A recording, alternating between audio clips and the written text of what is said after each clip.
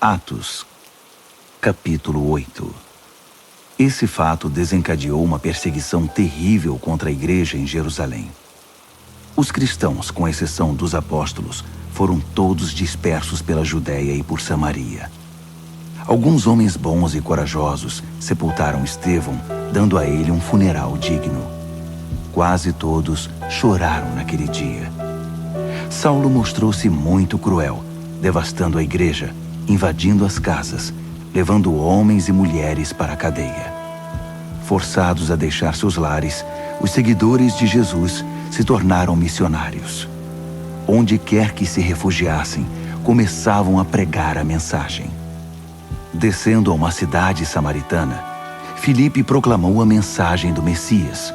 Quando o povo ouviu sua pregação e viu os milagres, claros sinais da ação de Deus, eles se apegaram a cada palavra. Pessoas que não podiam ficar em pé nem andar foram curadas naquele dia. Os espíritos malignos protestavam e faziam estardalhaço, mas eram expulsos. Houve muita alegria naquela cidade. Antes da chegada de Filipe, um tal Simão costumava praticar magia na cidade, ganhando fama com isso e manipulando os samaritanos com sua feitiçaria. Todos comiam na mão dele, das criancinhas aos mais velhos. O povo acreditava que Simão tinha poderes sobrenaturais e os chamavam de grande mago. Ele morava ali havia algum tempo e todos o admiravam. Mas quando Filipe veio à cidade, anunciando as novas do reino de Deus e proclamando o nome de Jesus Cristo, eles se esqueceram de Simão e foram batizados, depois de se tornarem cristãos. O próprio Simão creu, foi batizado e a partir daí tornou-se a sombra de Filipe. Estava tão fascinado com os sinais e milagres de Deus que não saía de perto dele. Quando os apóstolos em Jerusalém tomaram conhecimento de que Samaria tinha aceitado a mensagem, enviaram Pedro e João para orar por eles, a fim de que recebessem o Espírito Santo. Até aquele momento, eles tinham sido batizados apenas no nome do Senhor Jesus. O Espírito Santo ainda não tinha vindo sobre eles. Então os apóstolos impuseram as mãos sobre eles e eles receberam o Espírito Santo. Quando Simão viu que os apóstolos concediam o Espírito com a simples imposição de mãos, ofereceu-lhes muito dinheiro entusiasmado. Vendam-me o segredo de vocês. Como conseguem fazer isso? Quanto querem? Façam um preço. Mas Pedro reagiu. Para o inferno você e seu dinheiro! Como ousa pensar que pode comprar o dom de Deus? Você nunca vai tomar parte da obra de Deus com suborno e barganha. Trate já de mudar de vida. Peça ao Senhor que o perdoe por querer usar Deus para ganhar dinheiro. Vejo que não deixou o velho hábito. Sua ganância está acabando com você. Oh! Exclamou Simão. Orem por mim. Orem ao Senhor para que nada disso aconteça comigo. Depois disso, os apóstolos prosseguiram seu caminho, continuando a testemunhar e a espalhar a mensagem da salvação de Deus, pregando nas cidades samaritanas que encontravam no caminho de volta para Jerusalém. Certo dia, um anjo de Deus disse a Filipe: ao meio-dia de hoje, quero que vá àquela estrada deserta que liga Jerusalém a Gaza. Ele foi e deparou com um eunuco etíope que vinha pela estrada. O homem voltava para a Etiópia depois de uma peregrinação a Jerusalém. Ele era ministro naquele país, responsável pelas finanças de Candace, rainha dos etíopes. Ele viajava numa carruagem e lia o profeta Isaías. O Espírito disse a Filipe: suba na carruagem. Correndo ao lado do veículo, Filipe ouviu o eunuco ler o profeta Isaías e perguntou: você entende o que está lendo? Ele respondeu: como, se não tenho quem me explique? E convidou Filipe para que subisse na carruagem. A passagem que ele estava lendo era esta: como uma ovelha levada ao matadouro, silencioso como um cordeiro na tosquia, ele estava quieto sem dizer nada. Foi ridicularizado e humilhado, não teve um julgamento justo. Mas agora, Quem pode contar seus parentes, uma vez que ele foi tirado da terra? O eunuco perguntou: Diga-me, a quem o profeta se refere? A ele mesmo ou a outro? Filipe não perdeu a oportunidade. Partindo daquela passagem, deu testemunho de Jesus. Em certo ponto da estrada, aproximaram-se de um lugar com águas correntes. O eunuco disse: Olhe, aqui há água. O que me impede de ser batizado? Assim ele ordenou ao condutor da carruagem que parasse. Ambos desceram e Filipe o batizou ali mesmo. Quando saíram da água, o Espírito de Deus de repente levou Filipe. Foi a última vez que o eunuco o viu. Feliz da vida, o eunuco continuou sua jornada, pois agora possuía o que tanto havia buscado. Filipe apareceu em Azoto e depois rumou para o norte, pregando a mensagem em todas as cidades pelo caminho até chegar a Cesareia.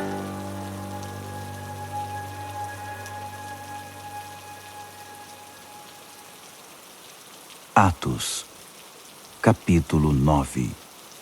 Durante todo esse tempo, Saulo promovia uma perseguição incansável aos discípulos do Senhor, ansioso por exterminá-los. Ele solicitou ao sacerdote principal ordens de prisão para apresentar às sinagogas de Damasco. Assim, caso encontrasse ali alguém que pertencesse ao caminho, mulher ou homem, poderia prendê-los e levá-los a Jerusalém. Ele partiu. Já pelas redondezas de Damasco, foi surpreendido por um raio de luz que o cegou. Ele caiu ao chão e ouviu uma voz: Saulo, Saulo, por que você me persegue? Ele perguntou: Quem és, Senhor? Sou Jesus, aquele que você persegue. Quero que se levante e entre na cidade. Ali receberá instruções sobre o que fazer depois. Seus companheiros ficaram desnorteados, porque podiam ouvir o som, mas não viam ninguém. Quando se levantou, Saulo percebeu que havia ficado cego. Eles tiveram de levá-lo a Damasco pela mão. Ele continuou cego por 3 dias e durante esse tempo não comeu nem bebeu nada. Havia um discípulo em Damasco chamado Ananias, e o Senhor lhe disse numa visão: Ananias. Sim, Senhor, ele respondeu. Levante-se e vá à rua direita. Quando chegar à casa de Judas, pergunte por um homem de Tarso. Seu nome é Saulo. Ele está lá orando. Acabou de ter um sonho em que viu um homem chamado Ananias entrar na casa e impor as mãos sobre ele para que pudesse enxergar outra vez. Ananias protestou: Senhor, não pode ser. Todos falam desse homem e das coisas terríveis que tem feito, do terror que causa contra o povo do Senhor em Jerusalém. E agora ele está aqui com documentos do sacerdote principal que o autorizam a fazer o mesmo conosco. Mas o Senhor disse: Não discuta. Eu o escolhi como meu representante pessoal entre judeus, outros povos e reis. E agora estou prestes a mostrar a ele o que o aguarda, o sofrimento que acompanhará a tarefa. Ananias obedeceu, achou a casa, impôs as mãos sobre Saulo e disse: Irmão Saulo, o Senhor me enviou, o mesmo Jesus que apareceu quando você vinha para cá. Ele me enviou para que você volte a enxergar e seja cheio do Espírito Santo.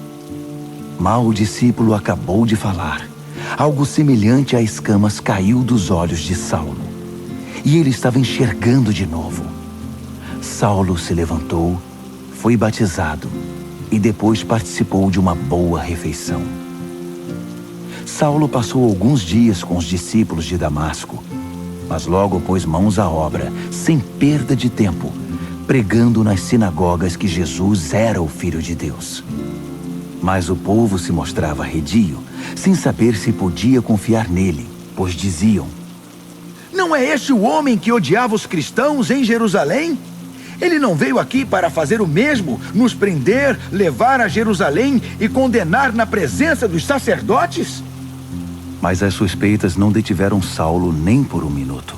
Seu ânimo era crescente e deixava desconcertados os judeus de Damasco com seu esforço para provar que Jesus era o Messias.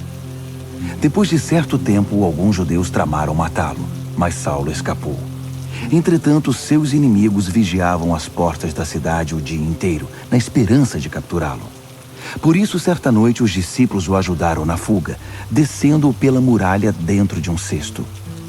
De volta a Jerusalém, Saulo procurou os discípulos, mas todos estavam com medo dele. Não confiavam nele nem um pouco.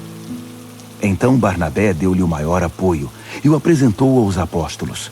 Ele defendeu Saulo contando como tinha visto Jesus e falado com ele na estrada de Damasco, e como arriscara a vida por defender com ousadia o nome de Jesus em Damasco. Dessa maneira, Saulo foi aceito por eles, entrando e saindo de Jerusalém sem ser interrogado, pregando com liberdade no nome do Senhor. No entanto, teve problemas com o grupo dos helenistas. Envolveu-se numa discussão com eles, e o grupo planejou matá-lo.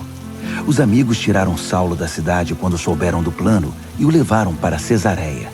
De lá, ele embarcou para Tarso. Depois disso, a perseguição foi amenizada, e a igreja caminhou em paz por um tempo.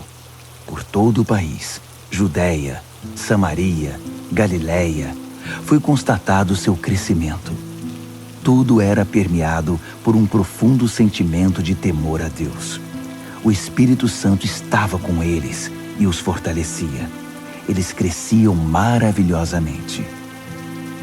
Em sua missão de visitar todas as igrejas, Pedro chegou a Lida e se encontrou com os cristãos da cidade. Havia ali um homem chamado Enéas.